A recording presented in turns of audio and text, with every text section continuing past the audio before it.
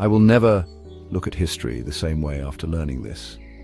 Imagine waking up one morning and by the time you have your coffee, the world is gone, wiped out in the blink of an eye. Sounds like the plot of a sci-fi movie, right? But here's the thing, it almost happened. From nuclear misfires to bizarre scientific experiments, these are the moments where humanity stood on the edge of oblivion, and somehow we made it through.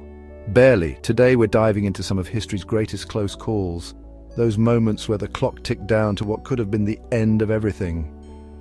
And how, against all odds, we managed to hit the snooze button.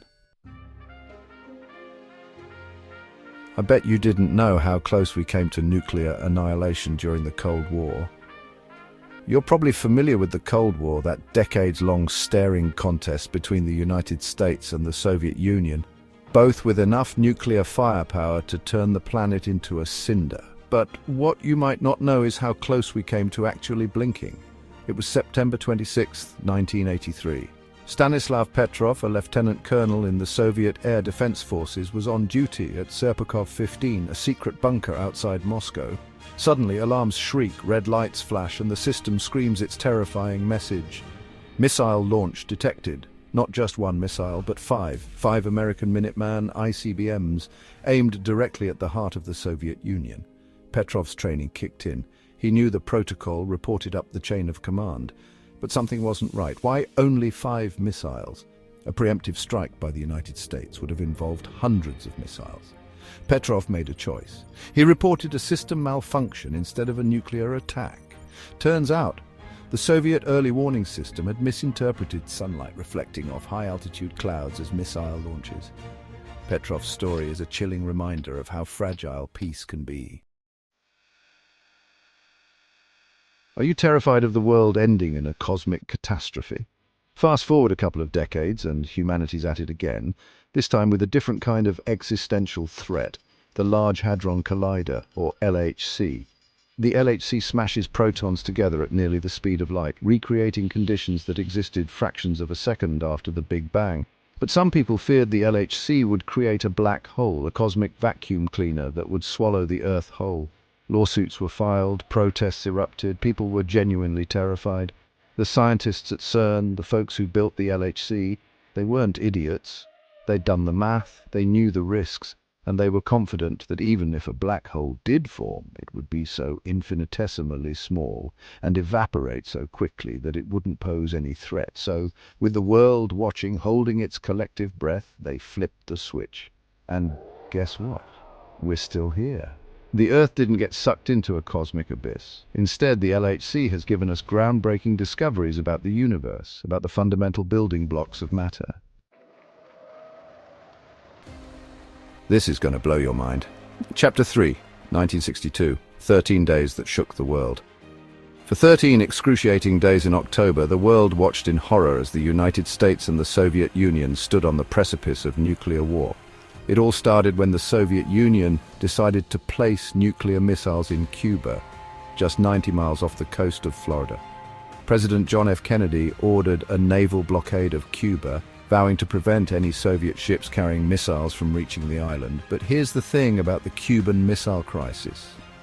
It wasn't just tense negotiations and political posturing that almost triggered Armageddon. It was a submarine, a Soviet submarine to be precise, armed with a nuclear torpedo and cut off from the outside world.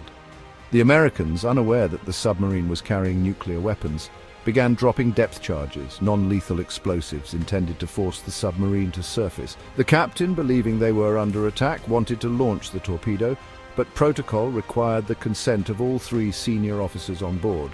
Vasily Arkhipov, the 3rd officer, refused. He argued against launching the torpedo, convinced that it was a provocation, not an all-out attack.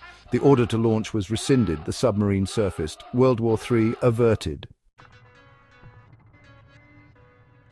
I will never forget the Norwegian rocket incident, when a science project almost ended the world. Let's journey to January 25, 1995. High above the Arctic Circle, a team of Norwegian scientists launched a research rocket to study the Northern Lights. Meanwhile, in Russia, radar operators picked up a blip on their screens. It was the Norwegian rocket. But to the Russians, it looked eerily similar to a Trident missile launched from an American submarine. Panic ensued. The Russian military went on high alert. Boris Yeltsin, then president of Russia, was rushed the nuclear football, the briefcase containing the launch codes for Russia's nuclear arsenal. For the first time in history, the briefcase was activated. Yeltsin had to make a choice: retaliate or wait. Yeltsin hesitated.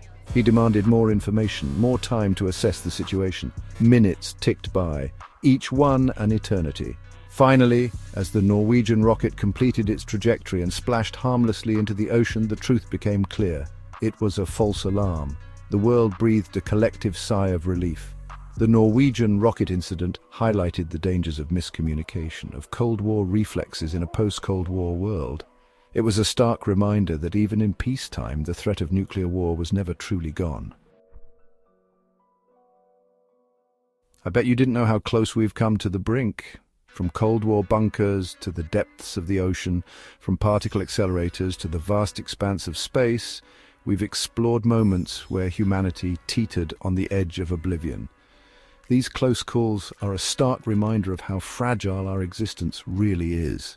Whether it's human error, political tensions, or scientific risks, we've danced dangerously close to the edge more times than we care to admit. We've seen how a single decision, a moment of courage, a stroke of luck, can be the difference between annihilation and survival.